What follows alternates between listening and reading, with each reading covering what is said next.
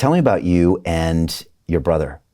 Your brother has Down syndrome, and you really feature him and your relationship with him a lot on your channels. I also know you recently gave a big donation to, I think, the Down syndrome, one of the associations here in Dubai. And tell me if it's me, but I feel like your relationship with your brother has gotten even closer over the last couple of years. And I see him more often on your socials. I see you talking more about him. And I know not only the fact that he has Down syndrome, but he also struggled with some crazy medical issues when he was a kid. First surgery at 7 days old, cancers and leukemias. I mean, it sounds like a harrowing journey. You said that like his medical file was like a book this thick. I mean, that's such a wild relationship compared with everything else that goes on in your life. Tell me about your brother, your relationship, how it's changed over the years. Well, I mean, he's the best person in the world. He's like my favorite human in this universe, and he's Why? Because he's just full of love and good energy and good vibes. He always just wants you to feel good, and he's so genuine. I just love him. Like, it's just like unconditional love, and he has the same to me, and also in the family, like we all love him. Like he's our, like, you know, you're not supposed to have favorites, right? But in the family, we all say he's the favorite. It's just undeniable. Wow. So that's just a fact. But yeah, he's been through a lot, and he's our little hero. Like you said, he's been through a medical journey that, like, even if you spread out all of these things over like 100 people, it would still be, I guess, like a statistical anomaly. Like, because leukemia twice, like very bad leukemia twice. Wow. A heart failure, which had to be fixed when he was very young. He, like, 7 days old, they had to actually take his heart out and operate in the heart and put it back in to fix it, because he had holes in his heart. And not only that, but also a huge lymphangioma on his leg. So they couldn't treat it for the first few years because he had so many other issues. But eventually, when all of those issues were gone, they had to operate with, I think it was 11 surgeries on his leg to get this huge lymphangioma away, but they were not able to fix it. It never healed. So for many, many years, he had a whole big open wound. His whole leg was open, just leaking.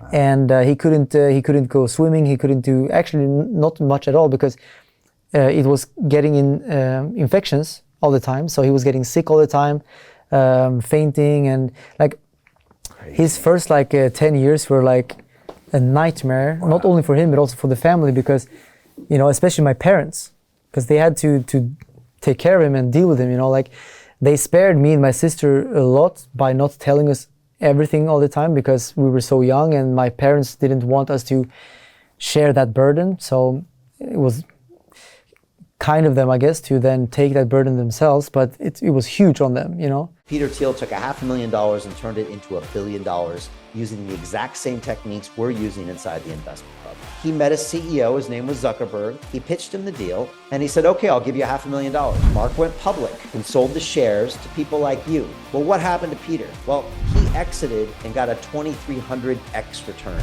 The wealthy invest in early stage companies, folks. The public markets are for suckers. It's a rigged game. By the way, this happens in crypto as well. It's called pre-sale tokens. This is Solana. Does anybody know this chain? They sold pre-sale tokens for 4 cents. And you can see the date on there, April 5th, 2018. Look at Solana today, folks. That thing's up over 1,000x. The media and Wall Street and all these hype people get you to buy the top. Meanwhile, they put their clients in at the bottom and they use you for liquidity to make their clients rich. You can play this same game. You just have to have the financial education and the deal flow. That's it. But now in hindsight, when I look back, I don't even understand how they were able to go through all of that. And also my brother, because like being in hospital all the time like that. And so my dad, he was in the hospital during the nights, and my dad and my mom during the days. So my dad could work during the day, so they could make money. Wow. But insane journey. Do you think that really grounds him? I mean, for someone who's been through all of that, that must just give him a different kind of energy. I don't know, actually. Like for him, I guess this is just normal life. I guess so, right? Because he doesn't know anything else. He just, that's what he knows. I know that he but he never complains. That's the thing. Like he's such a strong person, you know, like going in and out of hospitals, like, you know, like injections and narcos, like when he had to go in, get put to sleep. Like he does this, or he was doing that so many times, but he was never complaining, you know. We always know that if he complains, then he really is in pain. Okay. And it's something really bad. So he's a very strong little warrior, you know, which is insane. And you were saying that sometimes with people with Down syndrome, their IQs might be lower, but a lot of times their EQs are higher. So a much more of an emotional awareness or an emotional vibration.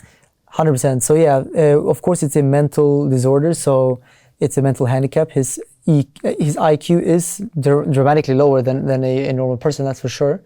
So he will never be able to count maths or do certain things like we do. But on the social side, he's fully functioning. He speaks more than most people. Like he's very verbal, very social, and has good humor. He's very funny. You know, like he likes to laugh and make fun, and like, you know. So he's a very happy little guy. And then, on the emotional side, it's something strange. I've never researched it, but I've noticed with my brother and other people with Down syndrome that they do have some elevated sensitivity for emotions and for human behavior, like interactions. So, like, he's the only one who can, like, see in my face how I feel. Like, if I have a bad thought and I kind of, like, he can immediately, like, are you okay? Like, oh, like something. Like he will pick up on it, and also on a other note, like if people are fighting, for example, like sometimes my parents would be fighting, right? It gets to him a lot. Like this energy and this, it's for him very impactful, and sometimes he can just start crying when someone else is fighting because it's like it's this emotional sensitivity is very high. So. It's something interesting. Someone should research it. Maybe someone did, but people with Down syndrome, they do have some sensitivity for that. Are you getting closer and closer to him the older you get? I think I can't possibly get closer. Like we're so close already. I think we're getting. I think we're always going to be close. Okay. I think if possible to get closer, but I think we're already so close. Hey. I know investing in crypto is scary. It takes a real leap of faith because there are so many scams, rug pulls, and bad actors out there. It's a dangerous business, which is why 95% of people lose all their money. Well, that's why I created the London Real Investment Club, so you can access the hottest deals on the planet and use the crypto bull market to create the generational wealth that you deserve. Join my team of over 100 people from around the world that are making millions of dollars behind the scenes investing in blockchain, AI, Web3 games, DeFi, Bitcoin, and more. Don't miss out. Click the link below to book a call with one of my team now. But hurry, this bull market will end soon. I know investing in crypto can be scary. That's why you gotta join the investment club. Pull the trigger. Let's do this.